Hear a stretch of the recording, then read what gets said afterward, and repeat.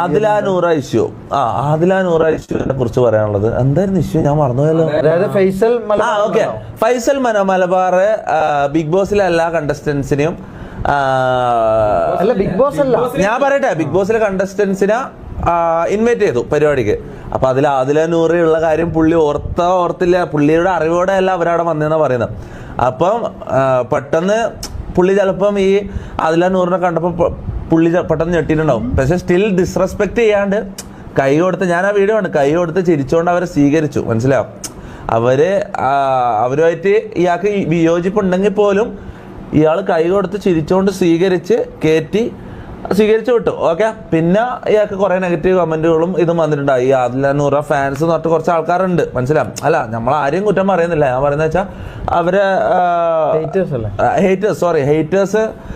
Haters ഉണ്ട്, fans ഉണ്ട്. മനസ്സിലായി, ഈ ഹേറ്റേഴ്സ് ചിലപ്പോൾ പോയിട്ട് പുള്ളിനോട് ഇതാക്കിയിട്ടുണ്ടാവും. അപ്പം പുള്ളി അങ്ങനെ ഒരു ഫേസ്ബുക്ക് പോസ്റ്റ് ഇട്ട്, ഞാൻ പറയുന്നത് വെച്ചാൽ ഇതിലെങ്ങനെ വിളിച്ചു വരുത്തി അപമാനിച്ചു എന്ന് കുറേ ആൾക്കാർ പറയുന്നുണ്ട്. ഫൈസൽക്ക് എന്താന്ന് അതിൽ അപമാനിച്ചിട്ട് എനിക്ക് മനസ്സിലാകുന്നില്ല.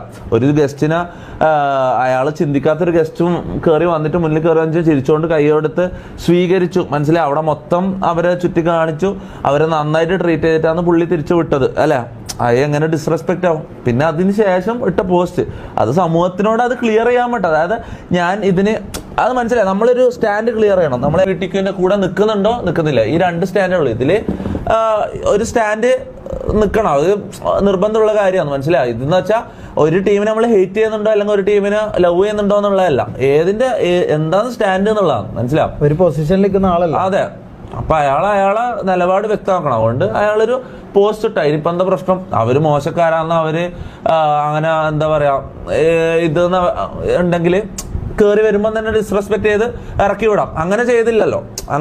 അവിടെ സ്വീകരിച്ച് നന്നായിട്ട് ട്രീറ്റ് ചെയ്തിട്ട് തന്നെ വിട്ടത്. ഓക്കെ, അവിടെ ചില ആൾക്കാർ വീട്ടിക്ക് സപ്പോർട്ട് ചെയ്യുന്നില്ല, ചില ആൾക്കാർ സപ്പോർട്ട് ചെയ്യുന്നുണ്ട്. സപ്പോർട്ട് ചെയ്യുന്നവർ സപ്പോർട്ട് ചെയ്യട്ടെ. വീട്ടിക്ക് കമ്മ്യൂണിറ്റിയിലുള്ള ആൾക്കാർ ജീവിക്കട്ടെ. അവര് അവരെ പോയി ചാവാൻ പറയാൻ നമ്മളാളല്ല. മനസ്സിലാവും, നമ്മളെന്തായാലും എനിക്ക് സപ്പോർട്ട് ചെയ്യുന്നില്ല. ഓക്കെ, എന്ന് വിചാരിച്ചാൽ എനിക്ക് കമ്മ്യൂണിറ്റിയിലുള്ള ആരെയും നമ്മൾ അടുപ്പിക്കൂല, അങ്ങനെയല്ല. ആ ഒരു ആശയം നമുക്ക് അത്ര ദഹിക്കുന്ന സംഭവമല്ല, അത്രേ ഉള്ളൂ.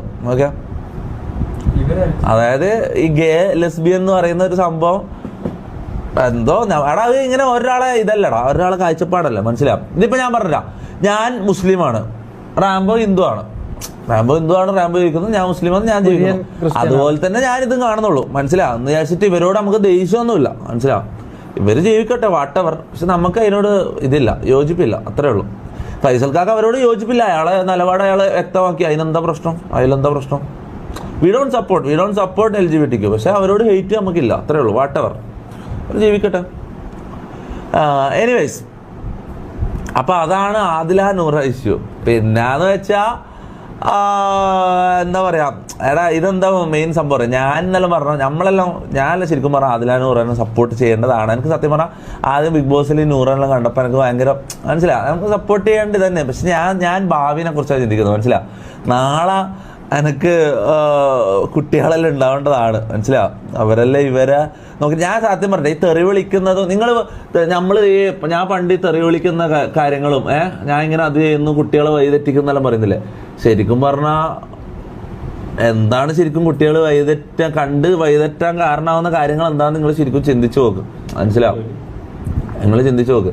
ശരിക്കും തെറിവിളിയാണോ മോശം, അതോ അത് നിങ്ങൾ ചിന്തിക്കും. Okay, whatever. ഞാൻ ഇപ്പത്തെ ഇതല്ല പറയുന്നത്, ഭാവിയിൽ ഞാൻ പറയാ അതൊരു പ്രശ്നമാവും. മനസ്സിലാവും,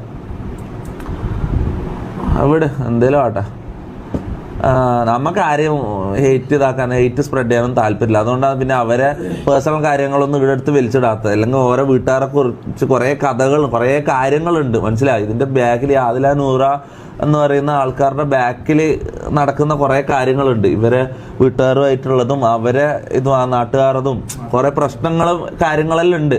നമ്മൾ ഈ പേഴ്സണലി ഇതൊന്നും എടുത്തിടാത്തതുകൊണ്ട് അതിനെക്കുറിച്ച് നമ്മളിവിടെ ചർച്ച ചെയ്യുന്നില്ല. ഓക്കെ, നമുക്ക് ആരോടും ഹെയ്റ്റ് സ്പ്രെഡ് ചെയ്യാൻ നമുക്ക് താല്പര്യമില്ല. ഓക്കെ, അപ്പം സ്വന്തമായിട്ട് നിങ്ങൾക്ക് എന്താ തോന്നുന്നത് അവരെ നിങ്ങൾ സപ്പോർട്ട് ചെയ്യുന്നുണ്ട് സപ്പോർട്ട് ചെയ്യുന്നില്ലെങ്കിൽ സപ്പോർട്ട് ചെയ്യേണ്ട വാട്ടവർ, അത്രേ ഉള്ളൂ. അറ്റൻഡൻസ് പോൾ ഓക്കെ, പോൾ ചെയ്യാം. ഓഡിയൻസ് പോൾ എന്തായാലും അതിലാണ് ഉറക്കം തന്നെ ആയിരിക്കും സപ്പോർട്ട്. എടാ ഞാൻ പറയുന്നല്ലോ, അത് ഞാൻ പറയല, ഇതൊരു റിലീജിയനൊക്കെ പോലെയാണ്. ചില ആൾക്കാർ ആ മതത്തിൽ വിശ്വസിക്കുന്നു, ചില ആൾക്കാർ ഈ മതത്തിൽ വിശ്വസിക്കുന്നു. അത് വിചാരിച്ചിട്ട് ആരും തെറ്റുകാരല്ല, മനസ്സിലാവും. അതെ, ഇത് എന്റെ പേഴ്സണൽ അഭിപ്രായം ഞാൻ പറഞ്ഞു, നിങ്ങളെ പേഴ്സണൽ അഭിപ്രായം നിങ്ങൾ പറയാം. ആദില നൂറക്ക് ഭയങ്കര ഫാൻസാണ് ഇപ്പൊ. ഞാൻ കാര്യം പറയാം, എനിക്ക് അറിയുന്ന കാര്യം. ഞാൻ അത് അറിഞ്ഞുകൊണ്ട് തന്നെയാണ് ഇതാക്കിയത്. എൽറ്റിക്കിനെ ഞാൻ സപ്പോർട്ട് ചെയ്യുന്നില്ല എന്ന് പറഞ്ഞത് ഞാൻ അത് അറിഞ്ഞുകൊണ്ട് തന്നെയാണ്. അതിൽ ഇപ്പം